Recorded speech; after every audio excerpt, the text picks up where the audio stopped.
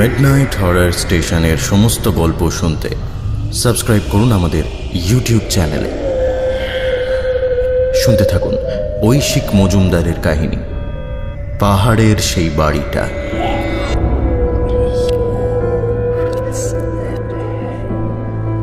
আপনি কি বাড়ি খুঁজছেন?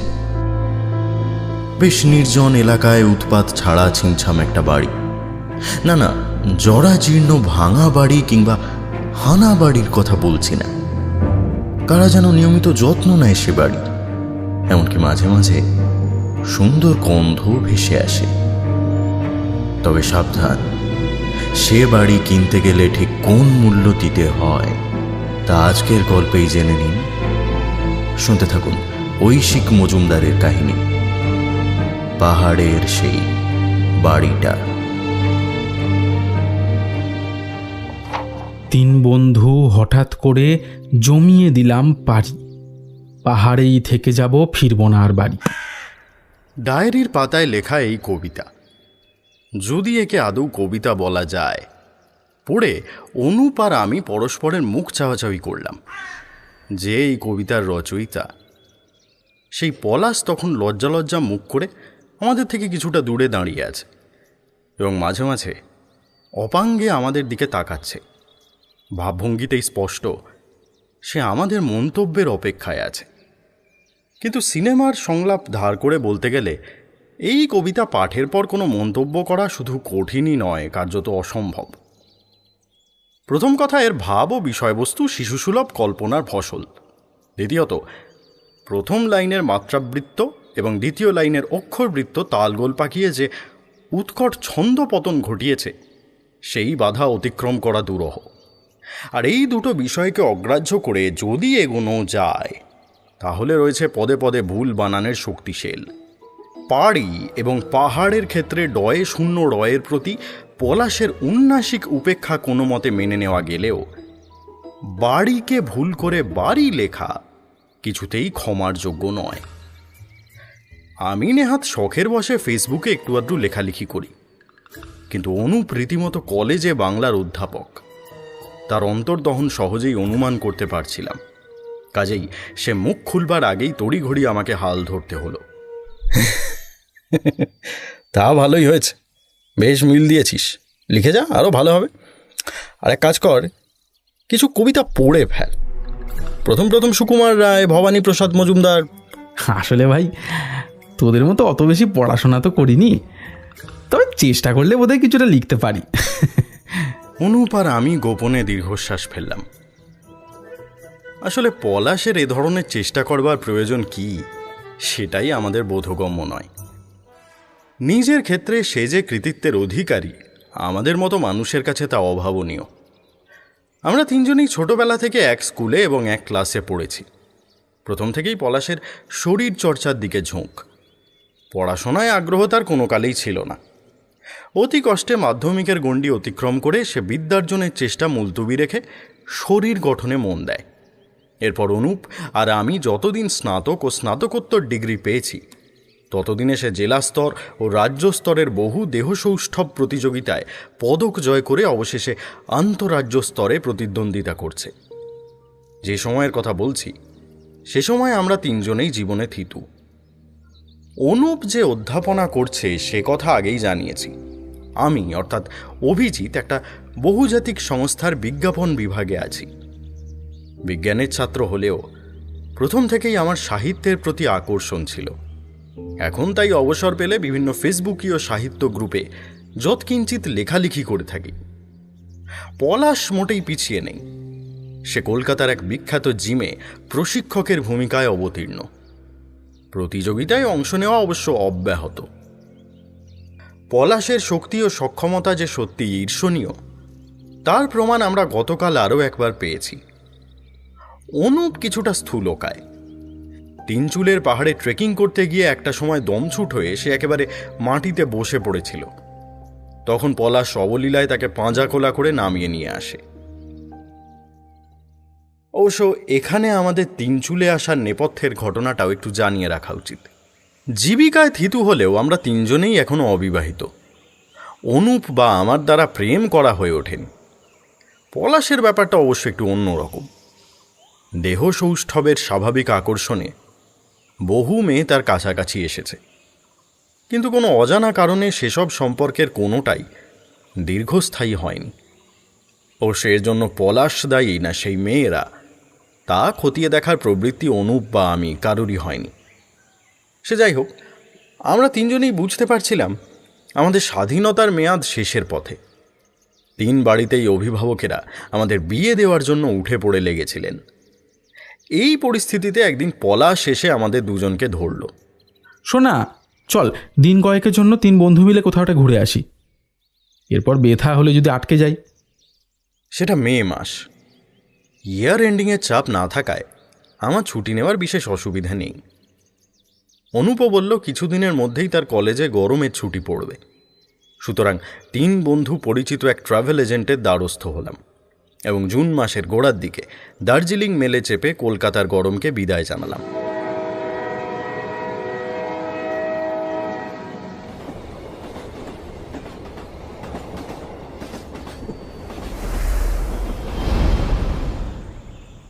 না, দার্জিলিংয়ের মতো হট্টমেলার দেশে যাওয়ার অভিপ্রায় আমাদের আদৌ ছিল না। ট্রাভেল এজেন্টকে বলে আমরা সিটং, তিনচুলে, লামাহাটা আর লেপচা জগৎ এই 4টে গ্রামে স্থানীয় মানুষের আতিথ্যে অর্থাৎ হোমস্টেতে থাকার ব্যবস্থা করেছিলাম। প্রত্যেক জায়গায় 2 রাত করে, সব মিলিয়ে 8 রাত 9 দিনের সফর। এর মধ্যে সবার আগে কমলালেবুর গ্রাম সিটং ঘুরে আমরা দ্বিতীয় গন্তব্য তিনচুলেতে এসে পৌঁছই গতকাল বেলার দিকে। এখানকার 3টে পাহাড় চূড়াকে দূর থেকে 3টে উনুন বা চুল্লির মতো দেখায় বলে এরকম নাম। ছবির মতো সুন্দর এই নিরালা পাহাড়ি জনপদেই আমার এই কাহিনীর সূত্রপাত। হোমস্টের একটা প্রধান বৈশিষ্ট্য হলো যাদের বাড়ি তারা অতিথিকে নিজের আত্মীয়ের মতোই আপ্যায়ন করেন। তাদের হাসি মুখ আর উষ্ণ আতিথেয়তা আয়োজনের সমস্ত ছোটখাটো ত্রুটিকে অনায়াসে ঢেকে দেয়। আমাদের হোমস্টের নাম ফার্ন গ্রিন। মালিক এক মাঝবয়সী নেপালি ভদ্রলোক, নাম সরোজজি। আমাদের হিন্দিতে বিস্তর ভুলভ্রান্তি, তার হিন্দিও একেবারে নিখুঁত নয়, তবুও সরোজজির আন্তরিকতা ভাব বিনিময়ের পথটিকে সুগম করে তোলে। আমাদের জন্য বড় বড় 2টো খাট সহ একটা ঘর বরাদ্দ।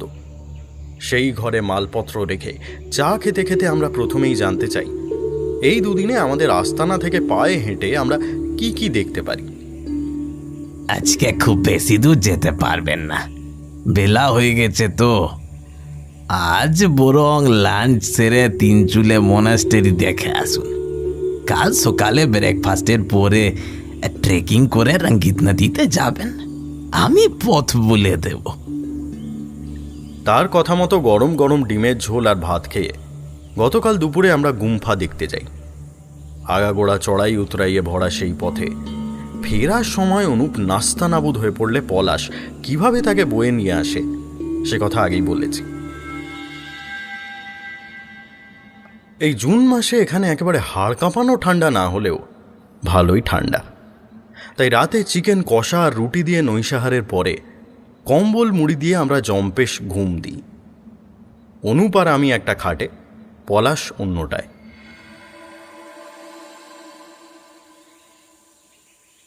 আজ সকালে আমাদের দুজনের ঘুম ভাঙে একটু বেলায়। উঠে বসে দেখি জানলার কাঁচের সার্সি দিয়ে সকালের নরম রোদ ঘরের ভেতরে এসে পড়েছে। পলাশ আমাদের আগে উঠেছে, ইতিমধ্যে স্নানও সেরে নিয়েছে। এই মুহূর্তে জানলার পাশে চাদর মুড়ি দিয়ে দাঁড়িয়ে একটা ছোট ডায়েরিতে সে কিছু একটা লিখছে। কৌতূহলবশত আমরা জানতে চাই সে কি লিখছে। প্রথমে দেখাতে আপত্তি করলেও একটু পরে সলজ্জ ভঙ্গিতে সে ডায়েরিটা আমাদের দিকে এগিয়ে দেয়। সেখানে যে 2 লাইন কবিতা লেখা ছিল তা পড়ার অভিজ্ঞতা পাঠকের কাছে বর্ণনা করেছি এই আখ্যানের একেবারে শুরুতেই।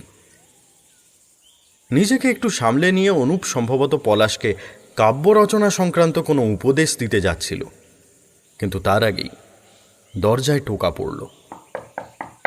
সাব চাই।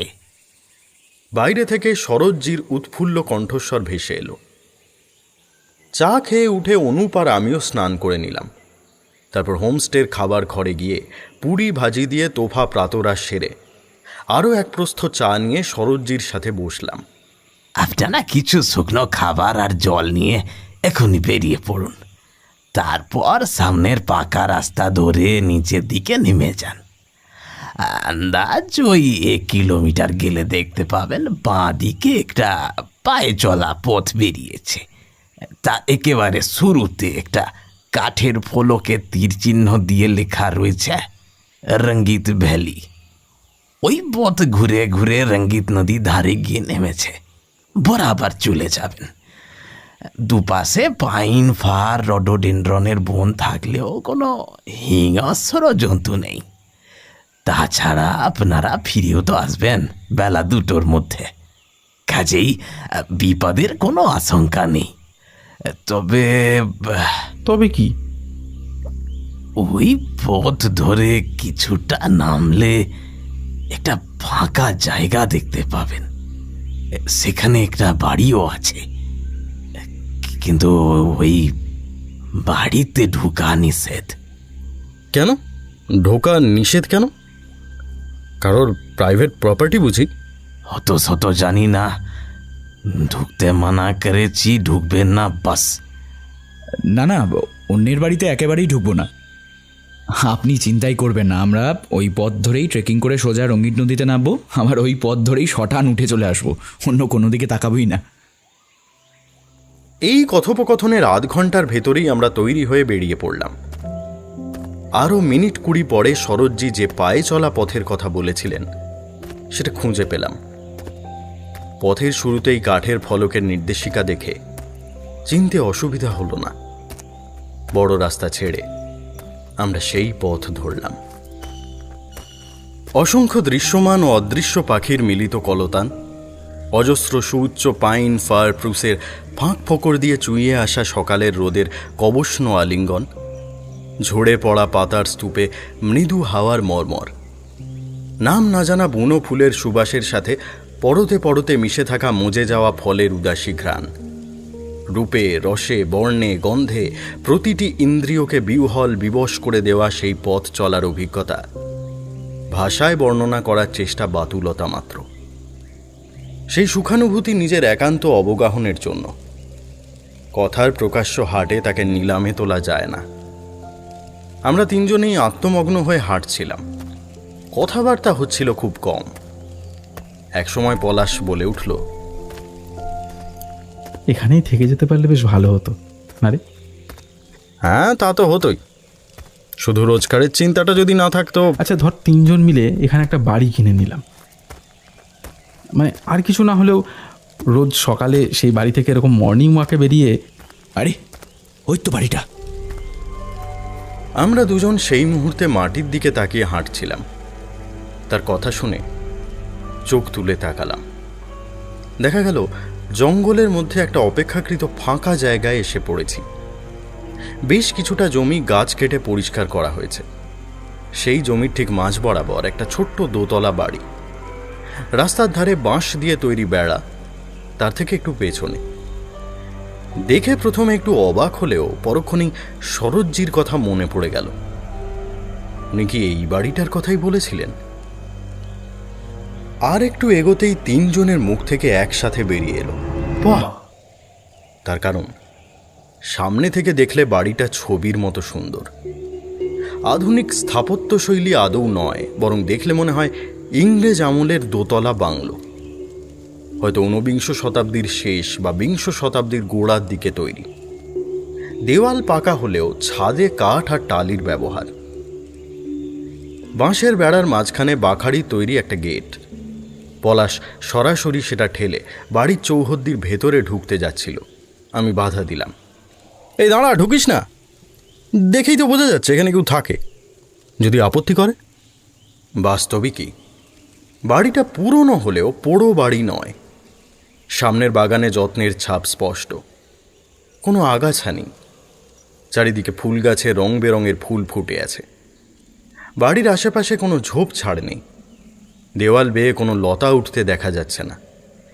সেই দেওয়ালের সাদা রঙও সম্ভবত বিগত 5 বছরের ভেতরেই নতুন করে করা হয়েছে। একতলার দরজা এবং তার দুপাশে 2টো জানলা বন্ধ। ওপরের 3টে জানলা দেখে মনে হয় 3টে আলাদা ঘরের, খোলা, তবে ভেতরে কারো নড়াচড়া চোখে পড়ছে না। জানলা এবং দরজার পাল্লা কাঠের, রং সবুজ। রোদে জলে খানিকটা বিবর্ণ হলেও সেই সব পাল্লা আদৌ জীর্ণ নয়। অভি ঠিকই বলেছে, এখানে কেউ থাকে বলে মনে হচ্ছে। আমরা 3জনেই বেড়ার বাইরে দ্বিধাগ্রস্তের মতো কিছুক্ষণ দাঁড়িয়ে রইলাম। কেন জানি না, সকলেই বাড়িটার ভেতরে ঢুকে দেখার একটা অদম্য আকর্ষণ অনুভব করছিলাম। নদীর ধারে যাব বলে বেরিয়েছি যখন, সেখান থেকেই আগে ঘুরে আসি, চল। ফেরার পথে না হয় বাড়িটা ভালো করে দেখে যাওয়া যাবে। তাই হলো। উতরাইয়ের পথে আরও প্রায় 40 মিনিট হাঁটার পর আমরা রঙ্গিত নদীর ধারে এসে পৌঁছালাম। নদী খাত অগভীর, জলের ধারা স্বচ্ছ আর হিমশীতল হলেও শীর্ণ, তবে স্রোতের গতি যথেষ্ট দ্রুত। যেন সদ্য তরুণী এক পাহাড়ি মেয়ে নবীন যৌবনের উচ্ছলতায় পাথরে পাথরে পা ফেলে চঞ্চল ছন্দে নাচতে নাচতে চলে যাচ্ছে। সেখানকার প্রাকৃতিক সৌন্দর্য আমাদের যেন কৈশোরে ফিরিয়ে নিয়ে গেল। 3 বন্ধু মিলে প্রায় 2 ঘন্টা ধরে পাথরের উপর হুটোপুটি করলাম। নানান রকম ভঙ্গিতে অজস্র খুশির মুহূর্ত মোবাইলের ক্যামেরায় ধরে রাখলাম। বড় বড় বোল্ডারের উপর বসে থাকলাম ঠান্ডা জলে পা ডুবিয়ে। আরও কত কি করেছিলাম মনে নেই, তবে একটা বিশেষ ঘটনার কথা মনে আছে, কিংবা বলা ভালো মনে ছিল না, পরে মনে পড়েছিল, আর সেও একটা বিশেষ কারণে।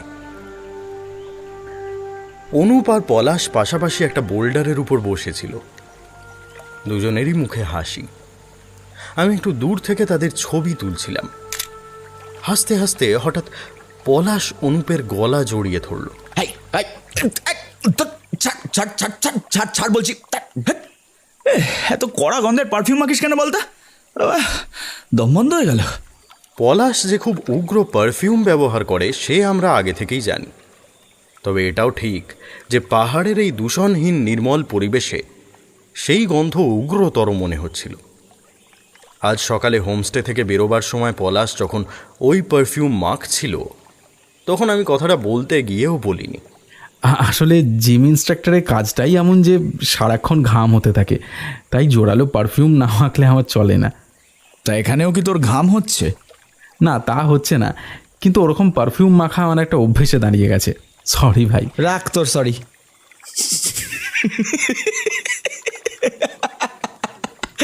কিরে, আর কি বুঝিস না নাকি? হ্যাঁ, ঠাট্টা করছিস সেটাও বুঝতে পারছিস না? এবার সে নিজেই পলাশকে জড়িয়ে ধরল। আমিও তৎক্ষণাৎ এই সুন্দর মুহূর্তটাকে লেন্স বন্দি করলাম। সেই সুখস্মৃতি এতদিন পরেও মাঝে মাঝে ফিরে আসে, আর তারপরেই মনটা খারাপ হয়ে যায়। বেলা 1টার দিকে বুঝতে পারলাম খিদে পেট চুঁচুই করছে। চল এবার ফেরা যাক। ফেরার পথ ক্রমশ উপরে উঠেছে। 3জনে হাত ধরাধরি করে ধীরে ধীরে উঠতে লাগলাম। এতক্ষণ হইহুল্লোড়ের পর সেই বাড়িটার কথা আমরা ভুলেই গেছিলাম। মনে পড়ল প্রায় 1 ঘন্টা পরে আবার সেই ফাঁকা জায়গাটায় পৌঁছে বাঁশের বেড়ার সামনে থমকে দাঁড়িয়ে আমরা বাড়িটার দিকে চেয়ে রইলাম। চল না একবার ভেতরে ঢুকে দেখি। তা যাওয়া যেতেই পারে। কেউ যদি দেখতে পেয়ে আপত্তি করে তাহলে একটু ক্ষমা টমা চেয়ে নিলেই হয়ে যাবে। সুতরাং বেড়ার গেট ঠেলে আমরা ভেতরে ঢুকে পড়লাম।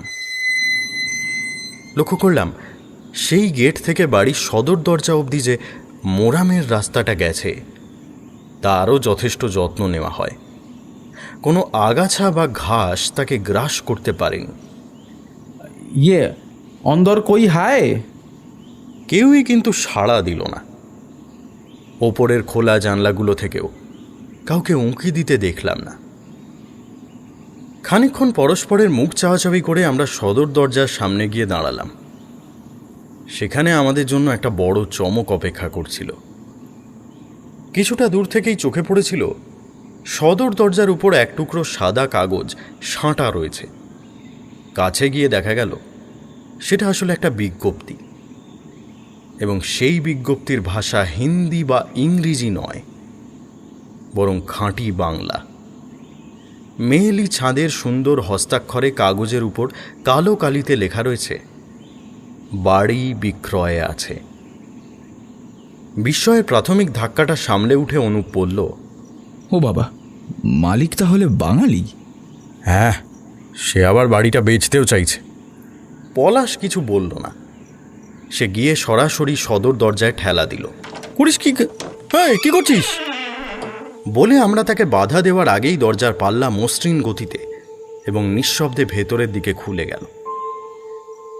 ভেতরে কিন্তু প্রাণের কোনো স্পন্দন নেই। পলাশ ভেতরে পা রাখল। একটু ইতস্তত করে আমরাও তাকে অনুসরণ করলাম। নিচে একটাই প্রকাণ্ড হলঘর, সম্ভবত সে আমলের বসার ঘর। কোথাও এক ফোঁটা ময়লা বা ঝুল নেই, যেন কেউ সদ্য পরিষ্কার করে গেছে। কোনো আসবাবও অবশ্য নেই। ঘরের কাঠের মেঝে ঝকঝকে তকতকে। সদর দরজার উল্টো দিকে দেওয়ালে প্রকাণ্ড ফায়ারপ্লেস। জনমানুষের সাড়া নেই। আমরা অবাক হয়ে ঘরটা ঘুরে দেখছিলাম। একেবারে বাঁ দিকের দেওয়ালে একটা ছোট দরজা, তার পেছনে পুরনো আমলের বাথরুম। স্নানাগার ও শৌচালয় আলাদা। বাথরুমের ঠিক উল্টো দিকে, অর্থাৎ হল ঘরের ডান প্রান্তে দোতলায় ওঠার কাঠের সিঁড়ি। বাবারে, এ তো সব রাজকীয় ব্যাপার স্যাপার। কিন্তু আমার তো এখনো মনে হচ্ছে বাড়িটাতে কেউ থাকে, না হলে সব কিছু ওরকম পরিষ্কার পরিচ্ছন্ন। কেউ থাকলে সে সদর দরজায় তালা না দিয়ে কোথায় যাবে? তাছাড়া আসবাবপত্রও তো কিছু দেখছি না। আরও কিছুক্ষণ অপেক্ষা করার পর আমরা সিঁড়ির গোড়ায় গিয়ে দাঁড়ালাম। ওপরে কেউ আছেন? অনুপ ডাকল, এবার বাংলায়, কারণ সদর দরজার বাইরের বিজ্ঞপ্তি থেকে জানা যাচ্ছে মালিক বাঙালি। এবারেও অবশ্য কোনো উত্তর এলো না। একটু ইতস্তত করে আমরা সন্তর্পণে দোতলায় যাওয়া সিঁড়িতে পা রাখলাম। প্রথম 10-12 ধাপ ওঠার পর একটা ল্যান্ডিং। সেখান থেকে উল্টো দিকে ঘুরে সিঁড়ির বাকি অংশ উপরে উঠেছে। কয়েক ধাপ ওঠার পরেই অবশ্য আমরা বুঝতে পারলাম সতর্কতার কোনো প্রয়োজন নেই। কাঠের তৈরি এবং প্রাচীন হলেও এ সিঁড়ি যথেষ্ট মজবুত।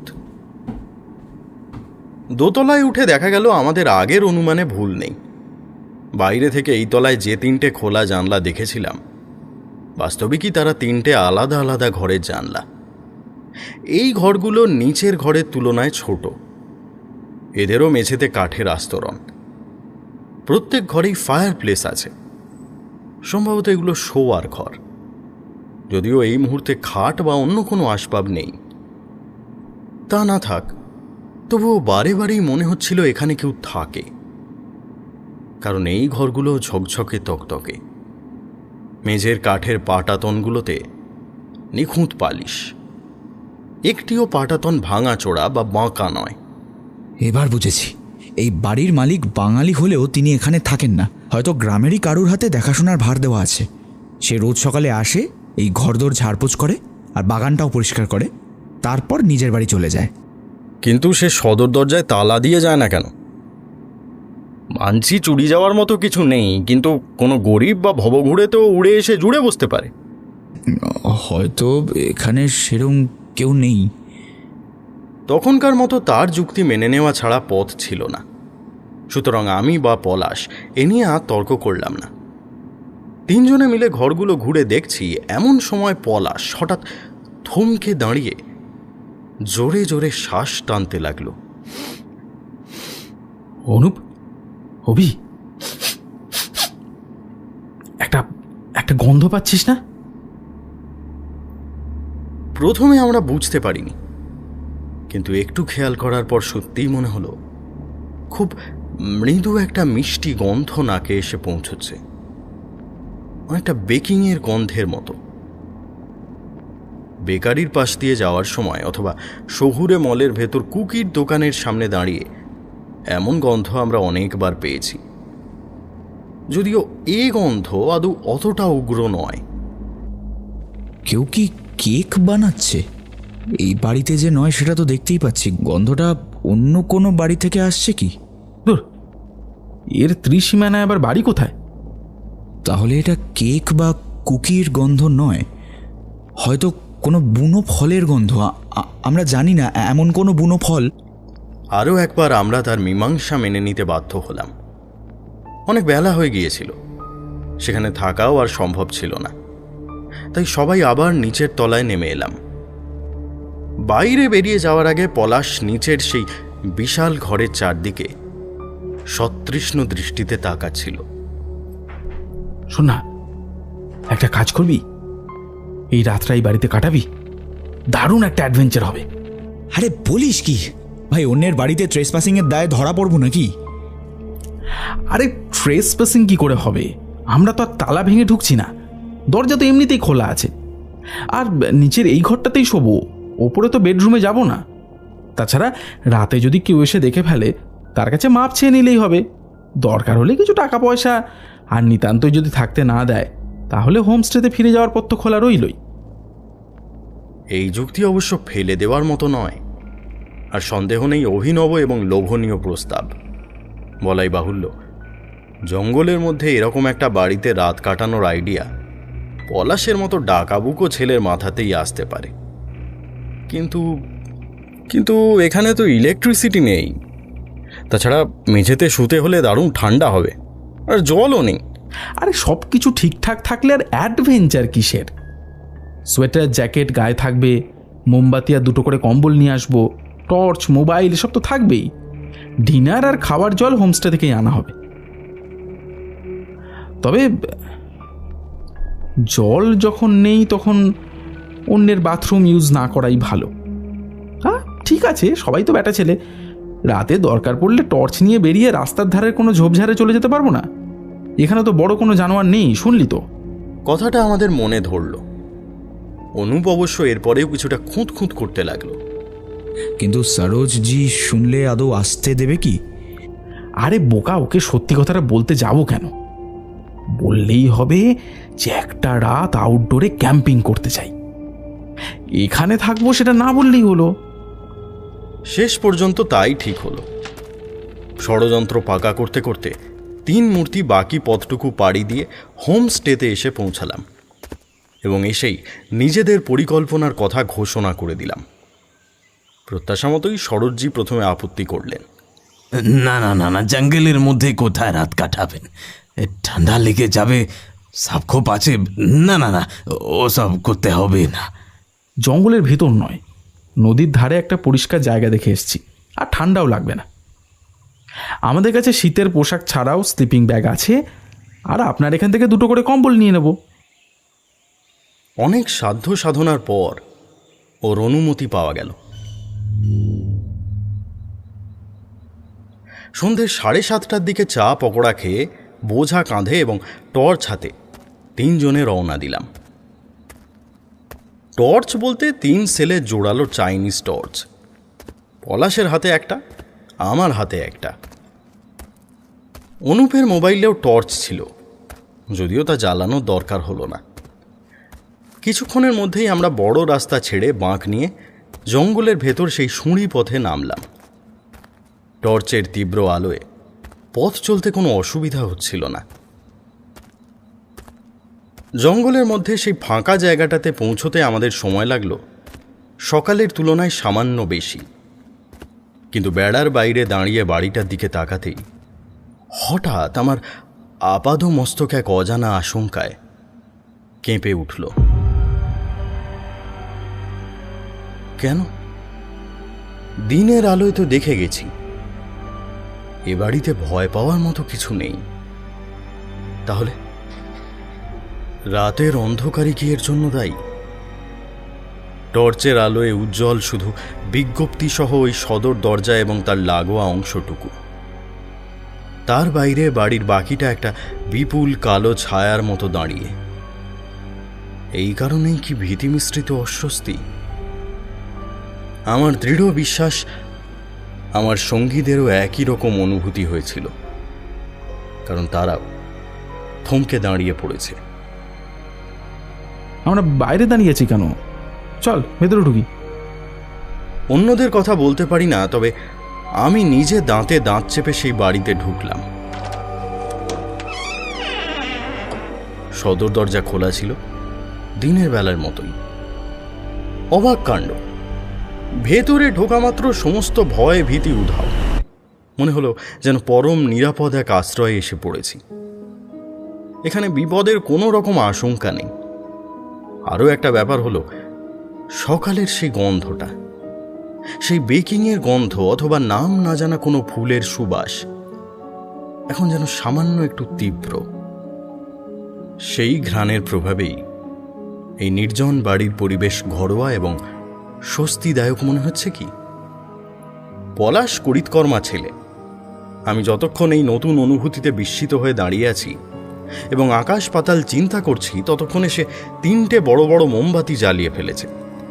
ঘরের দুপাশে 2টো এবং শূন্য ফায়ার প্লেসের ভেতর একটা বসিয়েও ফেলেছে। সেই কাঁপা কাঁপা আলোয় বিশাল ঘরটা আবছাভাবে হলেও আলোকিত হয়েছে এবং তাতে যেন ভরসার ভাবটা আরও বেড়েছে। আশ্চর্যের বিষয়, বাইরে হাড় কাঁপানো ঠান্ডা থাকলেও ঘরের ভেতরের আবহাওয়া সেরকম নয়। সদর দরজা বন্ধ করার পরেই শৈত্য যেন অনেকটা সহনীয় হয়ে উঠেছে। পলাশের নির্দেশে এবার আমরা ফায়ার প্লেসের সামনে পাশাপাশি 3টে কম্বল পেতে ফেললাম। প্রত্যেকে একটা করে কম্বলের ওপর শোবো আর একটা করে কম্বল গায়ে দেব। এছাড়া গায়ের সোয়েটার জ্যাকেট তো আছেই। এখানে আসার পথে ভয় হচ্ছিল তাতেও হয়তো এই তীব্র শীত বাগ মানবে না, কিন্তু আগেই বলেছি, এখন দেখা যাচ্ছে সেই ভয় অমূলক। এই ঘরের জানলা দরজা বন্ধ থাকা অথবা মেঝে কাঠের হওয়া, যে কোনোটাই এর কারণ হতে পারে। বাড়িটায় ঢোকবার সময় কেমন একটা গা ছমছম করছিল।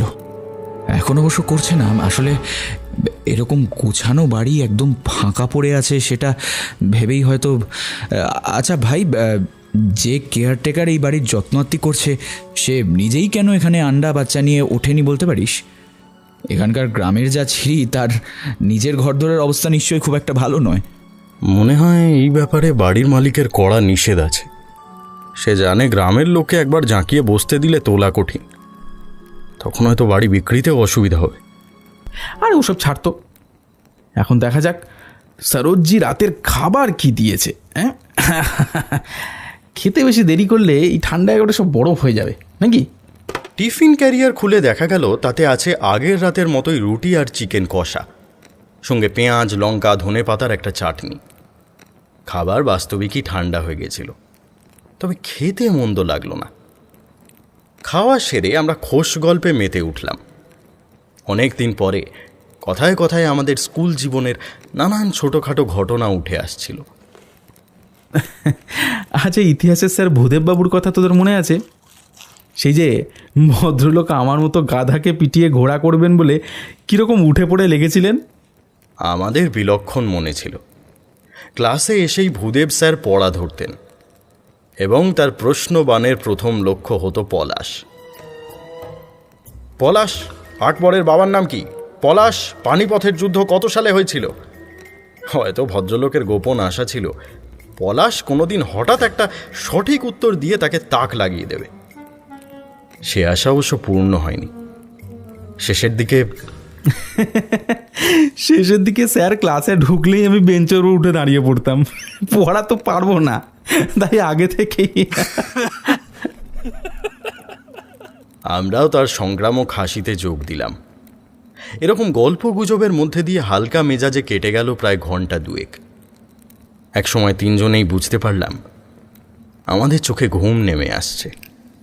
11টা বাজে, চল এবার শুয়ে পড়ি। দারুণ লাগলো কিন্তু এখানে এসে, বল। মেঝেতে পাতা কম্বলের ওপর আর এক প্রস্থ কম্বল মুড়ি দিয়ে আমরা শটান হলাম।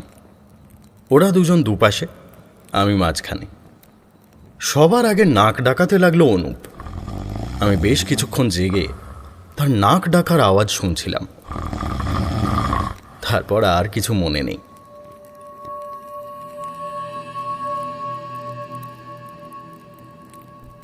রাত তখন কটা জানি না। কাঠের মেঝের ওপর নড়াচড়ার শব্দে ঘুম ভেঙে গেল। আমাদের 3টে মোমবাতি তখনও পুরো দমে জ্বলছে। ঘুম চোখে ঘাড় ঘুরিয়ে সেই আলোয় দেখলাম পলাশ উঠে বসেছে। কিরে, কি হলো? কিছু না, একবার টয়লেট যেতে হবে, মানে বাড়ির বাইরে। তোর পরে আমিও যাব। হ্যাঁ, আমিও। নিজের টর্চটা হাতে নিয়ে পলাশ উঠে দরজার দিকে এগোলো। দরজা খুলে কয়েক পা বাইরেও বেরোলো, কিন্তু তারপরেই দেখলাম সে আবার ঘরে ফিরে এসেছে। অভি, হ্যাঁ অভি, ওই দরজাটা একটু দাঁড়াবি। ব্যাপার কি? ভয়? পলাশের মতো দুর্দান্ত ছেলে ভয় পাচ্ছে? মুহূর্তের মধ্যে পুরোপুরি সজাগ হয়ে উঠলাম। কি হয়েছে পলাশ? আসলে আসলে বাইরেটা এত অন্ধকার। আমিও উঠে টর্চ হাতে তার পেছন পেছন গেলাম, আর দরজার বাইরে পা রাখা মাত্র পলাশের দ্বিধার কারণটা বুঝতে পারলাম। এই বাড়িতে ঢোকার মুখে যে অনুভূতিটা হয়েছিল, আবার সেই অদ্ভুত অনির্দেশ্য আতঙ্ক আমার সমস্ত সত্তাকে গ্রাস করছে। বাইরে বিপদ, আমার অবচেতন মন যেন সতর্কবাণী শোনাচ্ছে, বাড়ির ভিতরে ফিরে যাও এক্ষুনি। এই বাগানের বাইরে যেতে হবে না, বরং ওই বাগানের ওই ঝোপটার পেছনে গিয়ে। সে বাধ্য ছেলের মতো আমার কথা শুনল। এরপর সে আমার জায়গায় এসে দাঁড়ালো। আমি ঝোপের আড়ালে গিয়ে কোনো মতে কাজ সারলাম। অনুপের বেলায় পাহারায় থাকলাম আমরা দুজনেই। বাড়িতে ঢুকে পড়তেই কিন্তু ফের নিশ্চিন্ত, আবার সেই পরম নিরাপত্তার অনুভূতি। এরকম কেন হচ্ছে বলতো? বাড়ির বাইরে গেলেই মনে হচ্ছে ভয়ঙ্কর কিছু একটা ঘটবে, কিন্তু ভেতরে ঢুকলেই আবার সব ঠিকঠাক। জানি না, ওই ওই গন্ধটার জন্য না তো। তার কথায় খেয়াল হলো সেই গন্ধটা এখন সত্যিই রীতিমতো তীব্র হয়ে উঠেছে। যে কেউ এই বাড়িতে ঢুকলে ভাববে ওপরতলায় কেক বা কুকি কিছু একটা বেক হচ্ছে, অথচ সেটা যে অসম্ভব তা আমাদের থেকে ভালো কেউ জানে না। আচ্ছা, ওই গন্ধে কি এমন কোনো মাদকতা আছে যা ধীরে ধীরে আমাদের চেতনাকে আচ্ছন্ন করছে? সেই কথাটাই বলবো বলে মুখ খুলেছি, পলাশ একটা হাত তুলে আমাকে বাধা দিল। দেখলাম সে উৎকর্ণ হয়ে কি যেন শুনছে। কিসের একটা শব্দ হচ্ছে না? ততক্ষণে আমরাও শুনতে পেয়েছি। খুব মৃদু একটা ঘণ্টা ধ্বনির মতো শব্দ। কিসের শব্দ বলতো? মনে হচ্ছে কোনো মোবাইল ফোনের রিংটোন, যদিও খুব চাপা, যেন ফোনটাকে বালিশ বা অন্য কিছু দিয়ে চেপে রাখা হয়েছে। কিন্তু শব্দটা আসছে কোত্থেকে সেটাই তো বুঝতে পারছি না। ওপর তলা থেকে। যা, হতেই পারে না। ওপরে এমন কোনো জিনিস নেই যাতে ওরকম আওয়াজ হতে পারে। বলতে বলতেই সে যে অসম সাহসিকতার কাজ করে বসল, অনুপ বা আমি তার জন্য তৈরি ছিলাম না।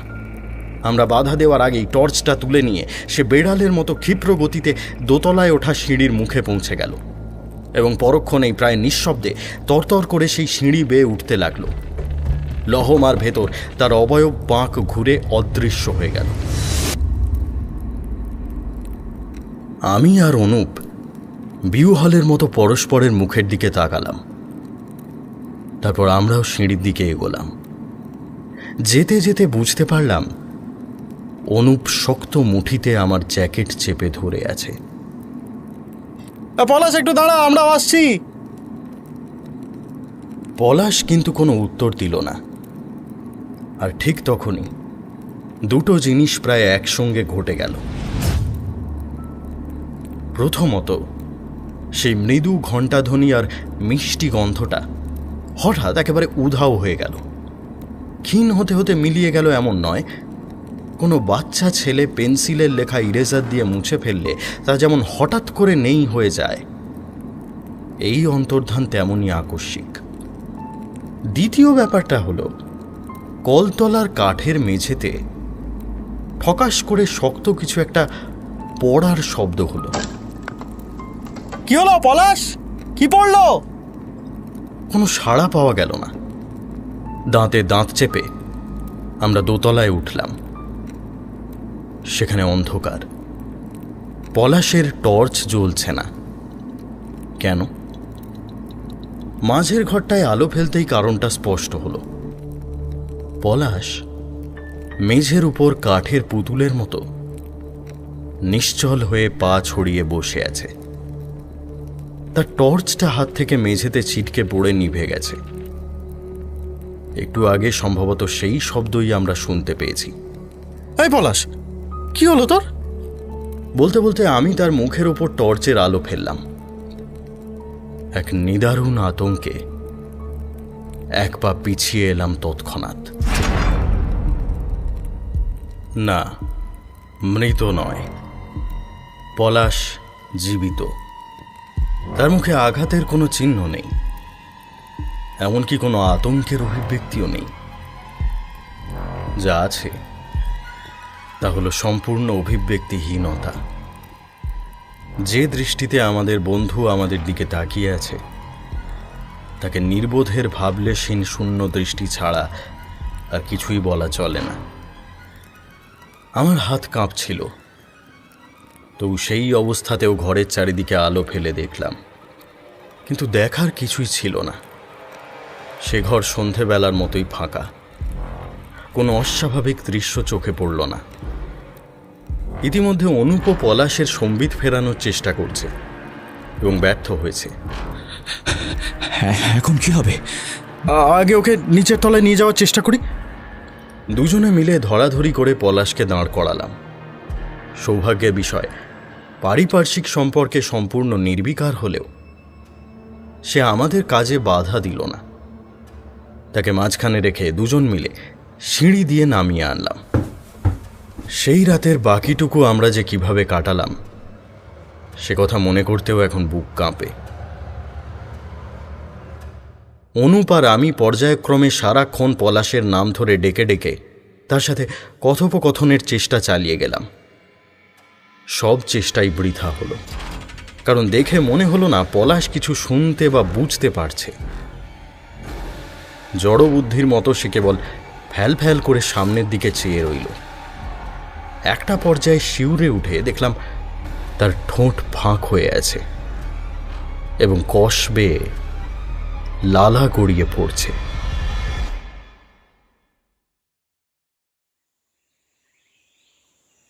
এক সময় ভোরের আলো ফুটল। সে আলোর জোর সামান্য বাড়তেই অনুপকে পলাশের পাশে পাহারায় রেখে আমি বেরিয়ে পড়লাম। উদ্দেশ্য গ্রামে গিয়ে সাহায্য জোগাড় করে আনা। আশ্চর্যের বিষয়, বাড়ির ভেতরটা নিরাপদ এবং বাইরেটা বিপজ্জনক এমনটা আর মনে হলো না। সেই আশ্চর্য গন্ধ আর রহস্যময় শব্দের সাথে সাথেই যেন সেই অদ্ভুত অনুভূতিটাও লুপ্ত হয়েছে।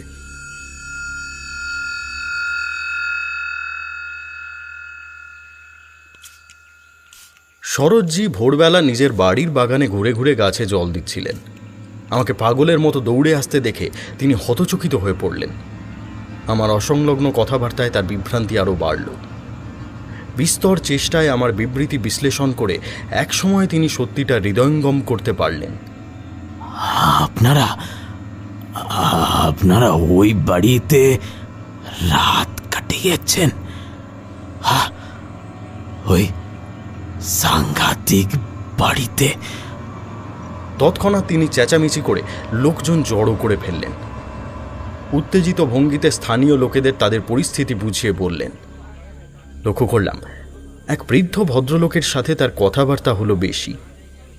শ্রোতাদের গম্ভীর মুখ দেখে আমাদের দুর্ভাবনা বাড়ল।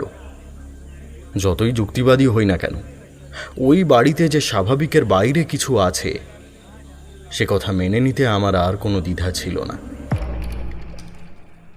শরৎজির নেতৃত্বে আমরা সদল বলে অকুস্থলে গিয়ে পৌঁছলাম। সেখানে পরিস্থিতির কোনো পরিবর্তন হয়নি। পলাশ সেই একই রকম ভঙ্গিতে জড়ো ভরতের মতো বসে আছে। উদ্বিগ্ন অনুপ তার পাশে দাঁড়িয়ে আমাদের জন্য অপেক্ষা করছে।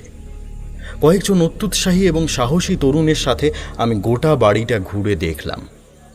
কোথাও অস্বাভাবিক বা ভীতিপ্রদ কিছু নেই। পলাশের এই মনোবিকারের কোনো কারণ আদৌ খুঁজে পাওয়া গেল না।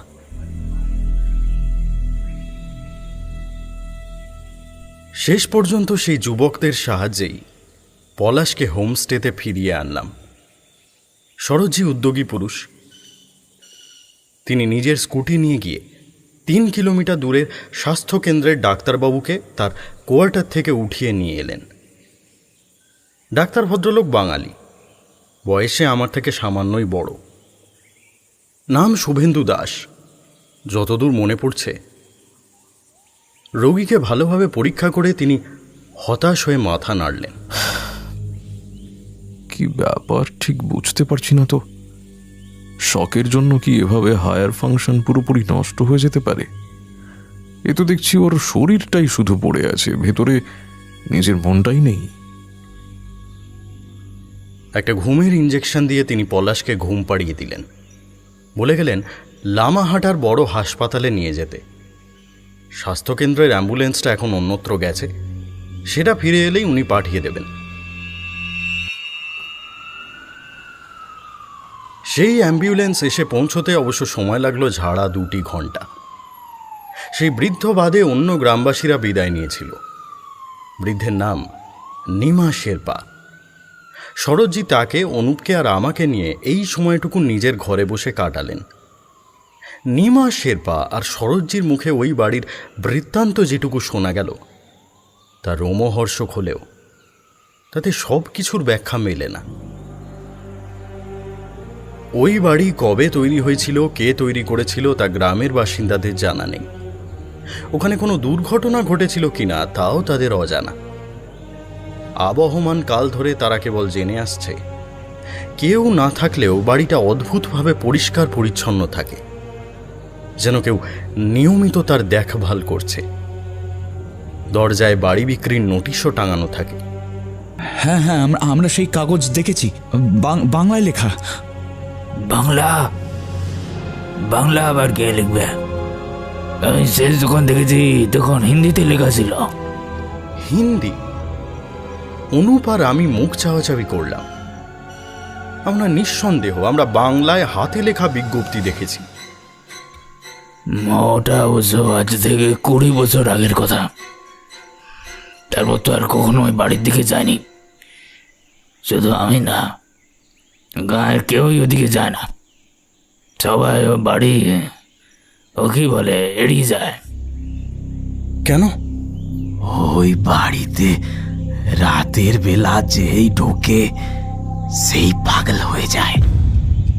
এখানকার সবাই ব্যাপারটা জানে, সেজন্য এখন আর কেউ যায় না। আমার এক বন্ধু ছিল, নাম দেওয়া।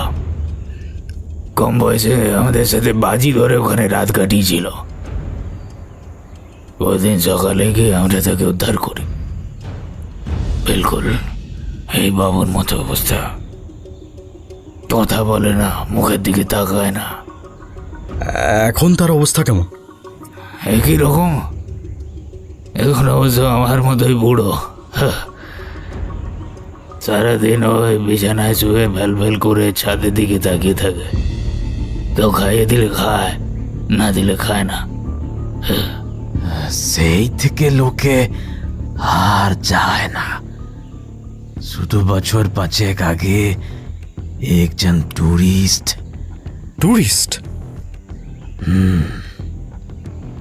এক ভদ্র মহিলা তার স্বামীর সঙ্গে এসেছিলেন। উঠেছিলেন এই নিমা শেরপার বাড়ি, শেরপা হোমস্টেতে। তারপর বলতে বলতে তিনি নিমার মুখের দিকে তাকালেন। এতক্ষণে তার এই বৃদ্ধকে ডেকে আনার কারণটাও বুঝতে পারলাম। একটু থেমে থেমে ঈষৎ অসংলগ্নভাবে নিমা এবার যে কাহিনী বেশ করলেন তা আরও আশ্চর্যজনক এবং বিভ্রান্তিকর। ম্যাডামের নাম নিমার যতদূর মনে আছে রয়। তিনিও কলকাতা থেকে এসেছিলেন। এই কথা শুনে আমরা বুঝলাম রয়টা সম্ভবত নাম নয়, পদবী। তাই এখন থেকে ভদ্রমহিলাকে আমি মিসেস রায় বলেই উল্লেখ করছি। রায় দম্পতির রুচি আর 5 জন পর্যটকের থেকে কিছুটা আলাদা। মধ্য 40-এর এই স্বামী স্ত্রী বেশি ছোটাছুটিতে বিশ্বাসী ছিলেন না। তারা 3 চুলেতে দিন 15 থাকার পরিকল্পনা নিয়ে এসেছিলেন। খুব অল্প সময়ের মধ্যেই তারা নিমার পরিবারের সঙ্গে তো বটেই, গ্রামবাসীদের সাথেও একাত্ম হয়ে যান। ভদ্রমহিলা এখানকার প্রাকৃতিক সৌন্দর্যে মুগ্ধ ছিলেন। মোবাইল ক্যামেরায় তোলা এখানকার নানান ছবি নেট মারফত কলকাতার বন্ধুদের কাছে পাঠাতেন। মাঝে মাঝে নেট যোগাযোগ ব্যাহত হলে গৃহকর্তার কাছে মৃদু অনুযোগও করতেন। সেই সব ছবি দেখে উৎসাহিত হয়ে অনেক বন্ধু তাকে ফোন করে 3 চুলে সম্পর্কে খোঁজখবর নেওয়া শুরু করেছিলেন। নিমার বেশ মনে আছে, সেই সময় তার হোমস্টেতে প্রায়শই মিসেস রায়ের রিংটোনের আওয়াজ শোনা যেত। রিংটোন? হ্যাঁ, রিংটোন। মোবাইল ফোন এলে যে ঘন্টি বাজে ওইটা। অনুপ আর কিছু বলল না। ততক্ষণে অবশ্য আমি তার প্রশ্নের তাৎপর্য বুঝতে পেরেছি, কিছুটা দেরিতে হলেও। গত রাতে ওই বাড়িতে আমরা যে মৃদু শব্দ শুনেছিলাম তার সাথে মোবাইলের রিংটোনের কিছুটা মিল ছিল। তাই এখন নিমা শেরপার মুখে রিংটোন কথাটা শুনে অনুপ স্বতঃস্ফূর্তভাবেই প্রশ্নটা করে ফেলেছে, যদিও দুটো ঘটনার মধ্যে কোনো যোগসূত্র থাকা আদৌ সম্ভব নয়। নিমা ততক্ষণে তার কাহিনীর ছিন্ন সূত্র আবার কুড়িয়ে নিয়েছেন। মিসেস রায় মানুষ হিসেবে ভালো তো ছিলেনই, তার আরও অনেক গুণ ছিল। চমৎকার ছবি আঁকতেন, বাঁশ আর কাঠের টুকরো টাকরা দিয়ে রকমারি ঘর সাজানো জিনিস বানাতে পারতেন। বেকিংয়ের শখও নাকি অনেক দিনের। এখানে ওভেন ছাড়াই প্রেসার কুকারে কেক তৈরি করে শেরপা পরিবারের সবাইকে খাইয়েছিলেন। তারপর বাড়ির এবং পাড়ার মেয়েদের দাবিতে তাকে আরও বেশ কয়েকবার বেকিংয়ের ক্লাস নিতে হয়, শেখাতে হয় কিভাবে প্রেসার কুকারে এমনকি কড়াইতেও কেক তৈরি করা যায়। এবারে অনুপ কিছু বলার আগেই আমি সচকিত হয়ে তার মুখের দিকে তাকালাম। নিমার কথায় আমাদের দুজনেরই সেই পরিত্যক্ত বাড়িতে পাওয়া অদ্ভুত মিষ্টি গন্ধটার কথা মনে পড়ে গেছে, যাকে সেই মুহূর্তে আমাদের মনে হয়েছিল কেক বা কুকির গন্ধ। একটু ভাবতেই অবশ্য বুঝতে পারলাম নিমার মুখে বেকিংয়ের উল্লেখটা স্রেফ কাকতালীয় ঘটনা। সেই বাড়িতে যে কেক বা কুকি কিছুই তৈরি হচ্ছিল না সে আমরা ভালো করেই জানি। ওটা কোনো অজানা ফুলের গন্ধই হবে। তারপর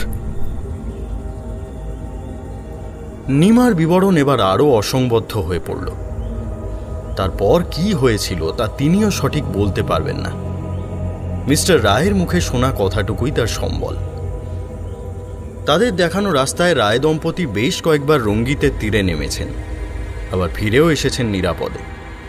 নিমা ও অন্য গ্রামবাসীরা ওই বাড়িতে ঢুকতে তাদের নিষেধ করেছিলেন, তারা ঢোকেননি। খালি শেষ দিন বিকেলের দিকে নদীর ধার থেকে ফেরার সময় জোরে বৃষ্টি নামে।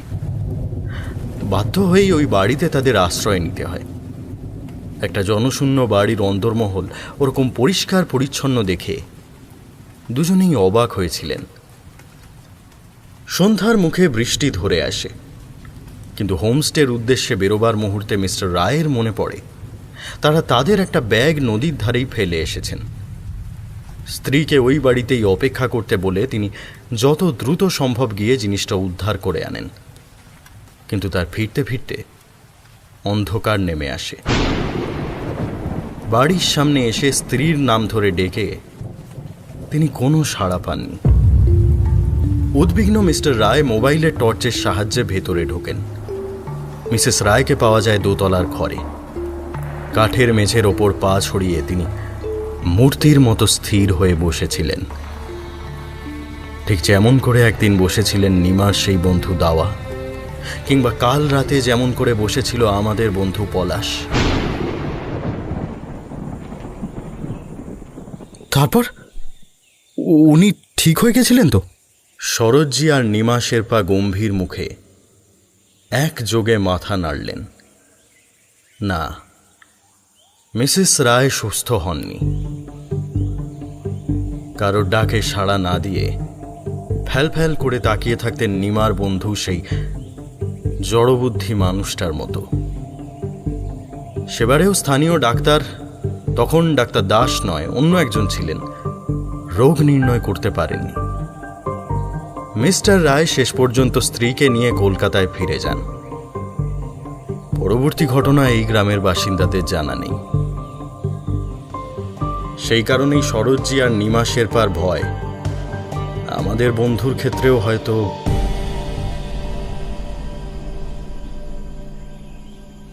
শুনে শিউরে উঠে আমরা পলাশ যে ঘরে শুয়েছিল সেদিকে তাকালাম। শেষ অবধি তাদের আশঙ্কাই কিন্তু সত্যি হলো। অ্যাম্বুলেন্সে করে আমরা পলাশকে লামাহাটা নিয়ে গেলাম, সেখান থেকে দার্জিলিং জেলা হাসপাতাল।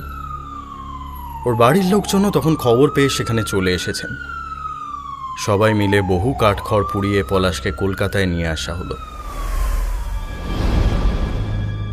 কোনো জায়গার চিকিৎসকই তার রোগ ধরতে পারলেন না। সারিয়ে তোলা তো দূরস্থান, আমাদের হাসি খুশি প্রাণোচ্ছল বন্ধু জীবন মৃতের মতো বেঁচে রইল। পলাশের বাবা মা দৃঢ় ধারণা ছিল তাদের ছেলের এই অবস্থার জন্য আমরাই কোনোভাবে দায়ী। হয়তো কোনো রকম মাদক সেবন কিংবা মাথায় কোনো আঘাত। তাই আমরা পলাশকে দেখতে যাই, তা তারা পছন্দ করতেন না। তবু আমরা বেশ কয়েকবার গেছি, প্রায় জোর করেই, কিন্তু সেই অভিজ্ঞতা সুখপ্রদ হয়নি। আমরা গেলে পলাশ একই রকম ভাবলেশহীন মুখে এবং বুদ্ধিহীনের শূন্য দৃষ্টিতে আমাদের দিকে তাকিয়ে থেকেছে। তাকে দেখে আমাদের তিন চুলের ডাক্তার শুভেন্দু দাসের বলা সেই কথাটাই মনে পড়ে যেত। পলাশের শরীর বা খোলসটাই শুধু পড়ে আছে, মনটা নেই। কোনো অজ্ঞাত উপায়ে এবং অজানা প্রক্রিয়ায় মৃত্যু হয়েছে তার সত্তার। অত বড় দশাশয়ী জোয়ান মানুষটা ধীরে ধীরে কুঁকড়ে ছোট হয়ে বিছানার সঙ্গে মিশে যাচ্ছে, এ দৃশ্যও আমাদের আর সহ্য হচ্ছিল না। তাই আমরা নিজেরাই একসময় তার বাড়ি যাওয়া বন্ধ করে দিই। এই আখ্যান এরকম দিকশূন্য অবস্থায় এখানেই শেষ হতে পারত, তবে এর সামান্য একটু পরিশিষ্ট আছে। তাতেও যে সব ঘটনার ব্যাখ্যা মিলেছিল এমন নয়, তবে এই ঘটনার পরে প্রায় 1 বছর কেটে গেলেও আমার যুক্তিবাদী মন কিছুতেই ব্যাপারটা মেনে নিতে পারছিল না। বারবার মনে হচ্ছিল ঘটনার ভেতরে অতিপ্রাকৃত কিছু নেই। বাস্তবে নিশ্চয়ই ওই বাড়িতে এমন কিছু ছিল যা আমাদের বন্ধুর এই করুণ পরিণতির জন্য দায়ী। হয়তো এমন কোনো ভয়াবহ দৃশ্য যা আমাদের চোখে পড়েনি। অজানা উৎস থেকে আসা ওই অদ্ভুত মিষ্টি গন্ধটাও হয়তো মানুষের মস্তিষ্কে প্রভাব বিস্তারে সক্ষম। আমি বহুবার অনুপকে বলেছি আমাদের তিন চুলে ফিরে গিয়ে ওই বাড়িটাকে আরও একবার খুঁটিয়ে দেখা উচিত। ভয় অথবা বিতৃষ্ণা কিসের জন্য জানি না, এই প্রস্তাবে সে সাড়া দেয়নি। পরের বছর মার্চ মাসে তার বিয়ে হয়ে যাওয়ার ফলে সে পুরোপুরি আটকা পড়ে গেল। কিন্তু আমার সামনে হঠাৎ করেই একটা সুযোগ এসে গেল, এরও প্রায় মাস 3 পর। আগেই বলেছি আমি একটা বহুজাতিক সংস্থার বিজ্ঞাপন বিভাগে আছি। সেই সংস্থা রবীন্দ্রনাথের স্মৃতিধন্য মংপুতে সিংকোনা গাছ থেকে কুইনিন তৈরির কারখানার আধুনিকীকরণের দায়িত্ব পেয়েছিল। প্রায় 7-8 মাস ধরে স্বদেশে তৈরি এবং বিদেশ থেকে আমদানিকৃত নানাবিধ যন্ত্রপাতি বসানোর কাজ করছিল। জুন মাসের গোড়ায় সংস্থার বিজ্ঞাপনে সেই কর্মকাণ্ড প্রদর্শনের উদ্দেশ্যে কর্তৃপক্ষ আমাকে সেখানে পাঠালেন। কাজ শেষ হওয়ার পর দেখলাম হাতে একটা গোটা দিন আছে। সকাল সকাল একটা গাড়ি ভাড়া করে তিন চুলের দিকে রওনা হলাম। তরুণ ড্রাইভারের ধারণা ছিল আমি হয়তো গন্তব্যে পৌঁছে কোনো একটা হোমস্টেতে রাত কাটাবো, কিন্তু আমি তিন চুলের একটা বাড়ি দেখে সেদিন সন্ধ্যাতেই আবার মংপু ফিরে আসব, এ কথা জেনে সে বেশ অবাক হলো। অবশ্য মোট ভাড়ার অর্ধেক অগ্রিম হিসেবে হাতে পেয়ে কোনো ওজোর আপত্তি করল না। 3 চুলে পৌঁছালাম বেলা 12:30টায়। গ্রামে ঢোকার পর ড্রাইভারকে বললাম একটু ধীর গতিতে চালাতে। একটু পরেই রাস্তার পাশে সেই পরিচিত হোমস্টে ফার্ন গ্রিন। আর চোখে সেদিকে তাকাতে তাকাতে জায়গাটা পেরিয়ে গেলাম। শরৎজিকে দেখতে পেলাম না। আর একটু এগোতেই রাস্তার বাঁ পাশে সেই কাঠের ফলকটা চোখে পড়ল, রঙ্গিত ভ্যালির দিক নির্দেশ। তার সামনে দিয়ে সেই চেনা পায়ে চলা পথ পিচ রাস্তাকে পেছনে ফেলে রেখে নিচের দিকে নেমে গেছে। গাড়ি থামিয়ে নেমে পড়লাম। ড্রাইভারকে বললাম সেখানেই অপেক্ষা করতে, আমি ঘন্টা দেড়েকের মধ্যেই ফিরে আসব। তারপর আরও একবার রঙ্গিত নদীর পথে পা রাখলাম। সেই পাহাড়ি পথের সৌন্দর্য আজও অটুট, কিন্তু আজকে তা উপভোগ করার মতো মানসিকতা ছিল না। বারবার চোখের সামনে ভেসে উঠছিল শয্যাশায়ী পলাশের ক্ষীয়মান চেহারা আর ভাবলেশীন মুখ। চোয়াল শক্ত করে দ্রুত পা চালাচ্ছিলাম। হাতটা আরেকটু তোলো শোনা। হ্যাঁ, এই তো, এবার স্মাইল স্মাইল। জনহীন পথে হঠাৎ মানুষের কণ্ঠস্বর কানে আসায় চমকে উঠেছিলাম। একটা বাঁক ঘুরতেই সেই কণ্ঠস্বরের অধিকারীকে চোখে দেখতে পেলাম। ডিএসএলআর ক্যামেরা হাতে এক তরুণ। সে যার ছবি তুলছে সেই তরুণী হাসি মুখে লাস্যময়ী ভঙ্গিতে একটা রডোড্রেনড্রন গাছের কুসুমিত শাখার দিকে হাত তুলে রয়েছে। জুটির দুজনেরই বয়স আমার থেকে কম, সম্ভবত সদ্য বিবাহিত। মধুচন্দ্রিমা এসেছে। আমাকে দেখে তারা প্রথমে একটু অপ্রস্তুত হয়ে পড়েছিল। তারপর ছেলেটা যথেষ্ট সপ্রতিভতা দেখিয়ে প্রশ্ন করল, ট্যুরিস্ট? তাদের পাশ কাটিয়ে এগিয়ে গেলাম। বাক্যালাপে জড়িয়ে পড়ার ইচ্ছা ছিল না। আর একটু এগোতেই সেই ফাঁকা জায়গাটায় এসে পড়লাম। এখন আমার সামনে সেই বাঁশের বেড়া, তার পেছনে বাগান, তারপর সেই বাড়ি। বাইরে থেকে বেশ কিছুক্ষণ বাড়িটার দিকে তাকিয়ে দাঁড়িয়ে রইলাম। এই 1 বছরে তার বহিরঙ্গে কোনো পরিবর্তন আসেনি। কেয়ারি করা বাগান, ভেতরের মোরামের পথে যত্নের ছাপ, দেওয়ালের সাদা রং এখনো অম্লান। এবারেও ওপর তলার 3টে জানলা খোলা, নিচের সদর দরজা আর তার দুপাশের 2টো জানলা বন্ধ। সেদিকে চেয়ে অস্বস্তি হচ্ছিল না এমন নয়, কিন্তু সেই সঙ্গে এই রহস্যের শেষ দেখার একটা অদম্য জেদও আমাকে পেয়ে বসেছিল। একসময় বাখারির গেট ঠেলে বাগানে ঢুকে পড়লাম। তারপর পায়ে পায়ে সদর দরজার সামনে গিয়ে দাঁড়ালাম। আশ্চর্য,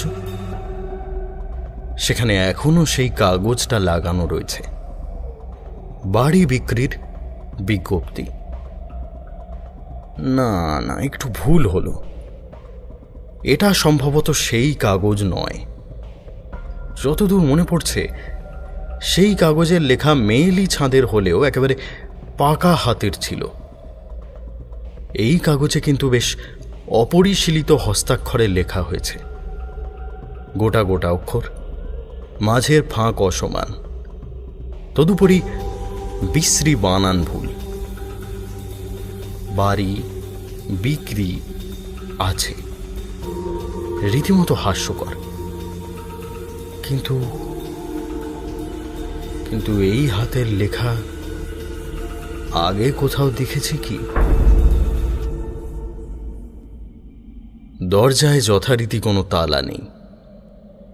মনে একটু ধন্দ নিয়েই পাল্লা ঠেলে ভেতরে ঢুকে পড়লাম। একটা বিষয়ে অবশ্য কোনো সন্দেহ নেই, একেবারে প্রথমে আমাদের 3 বন্ধুর যে ধারণা হয়েছিল তা সঠিক। এই বাড়ির মালিক অথবা মালিকরা বাঙালি। তিনি বা তারা কোনো স্থানীয় লোকের মাধ্যমে বাড়িটায় যত্ন আত্তি করছেন, সদর দরজায় নিত্য নতুন বাড়ি বিক্রির নোটিশও টাঙাচ্ছেন। কোনো অজ্ঞাত কারণে ওপরের গ্রামের বাসিন্দারা সে সম্পর্কে অবহিত নয়। ঘরের চারিদিকে চোখ বুলিয়ে বিস্ময়ের মাত্রা আরও বাড়ল। এই 1 বছরে এ বাড়ির ভেতরেও কোনো পরিবর্তন হয়নি।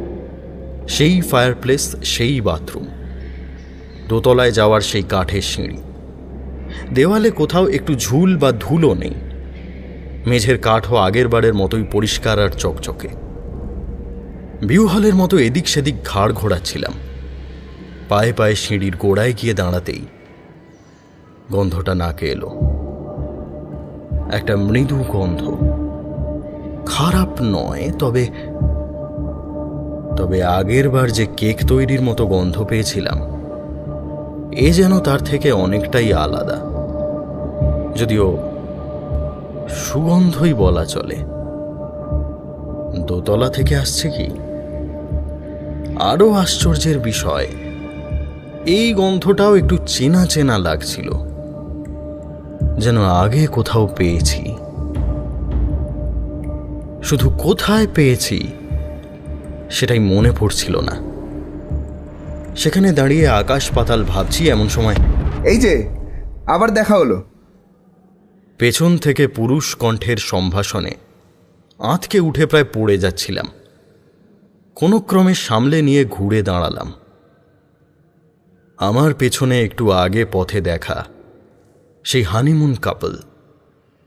ছেলেটা হাসি মুখে আমার দিকে তাকিয়ে আছে, মেয়েটা কৌতূহলী মুখে ঘরের ভেতরটা ঘুরে দেখছে। আমিও চেষ্টা করে মুখে হাসি টানলাম। আচ্ছা, হোমস্টের মালিক কি এই বাড়িতেই ঢুকতে মানা করেছিল? কেন? এখানে কি কেউ থাকে, নাকি এটাও একটা হোমস্টে, টুরিস্টদের ভাড়া দেয়? অনুমান করলাম সদর দরজার পাল্লা এই মুহূর্তে ভেতরের দিকে খোলা থাকায় তাতে সাঁটা বাড়ি বিক্রির বিজ্ঞপ্তিটা হয়তো এদের চোখ এড়িয়ে গেছে।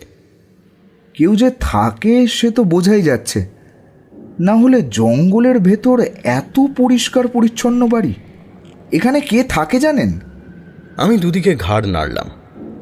জানি না। এত সুন্দর একটা পুরনো বাংলো চমৎকার রিসর্ট হতে পারত। আর আরে,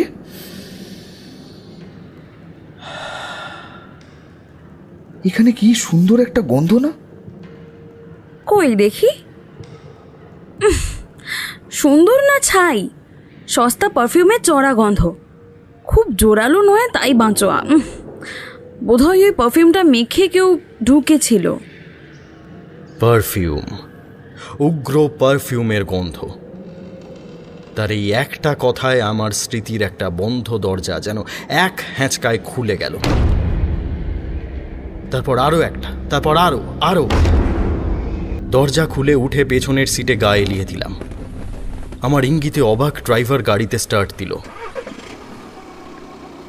ফিরে যেতে যেতে হাতের দলা পাকানো কাগজটার দিকে তাকিয়ে আমার দু চোখ জলে ভেসে যাচ্ছিল। অনেকটা সময় নিয়ে বাড়ি বিক্রির সেই বিজ্ঞপ্তি আমি কুচি কুচি করে ছিঁড়লাম। তারপর গাড়ির খোলা জানলা দিয়ে টুকরোগুলোকে পাহাড়ি রাস্তায় ছড়িয়ে দিলাম। দিতে দিতে মনে মনে পলাশের কাছে ক্ষমা চাইলাম। না, কলকাতার এক বিছানায় যে নির্জীব খোলসটা পড়ে আছে তার কাছে নয়, ক্ষমা চাইলাম আমার বন্ধু পলাশের কাছে। অবশ্য যদি সত্যিই ওই বাড়িতে সে থেকে থাকে। আমি চাইনি ওই বাড়ি বিক্রির ঘোষণা দেখে নতুন কেউ আকৃষ্ট হোক, কারণ ওই বাড়ি কিনতে গেলে কি দাম দিতে হয় তা এখন আমি জানি, অথবা জানি না। বললাম না, সব ঘটনার সুস্পষ্ট ব্যাখ্যা আমি পাইনি। বড়জোর একটা কিছু ভেবে নিয়েছি বলা যায়। সেই ভাবনার কথা কলকাতায় ফিরে কাউকে বলিনি। পাঠকও ভেবে নিতে পারেন নিজের মতো করে।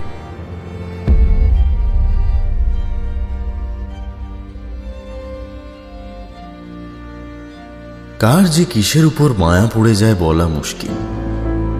মায়া তেমন জোরালো হলে ছেড়ে চলে আসার বহু পরেও আমাদের অন্তরাত্মা অন্য কোথাও পড়ে থাকে। আজ গল্প পাঠে আমার সঙ্গে ছিল রণদীপ, তমাল, কৌশিক, অন্বেষ, হ্যাপি এবং মৌপিয়া। শব্দগ্রহণ ও আবহে সায়ন। শুনছিলেন ঐশিক মজুমদারের কাহিনী পাহাড়ের সেই বাড়িটা। সবাই ভালো থাকবেন। শুভরাত্রি।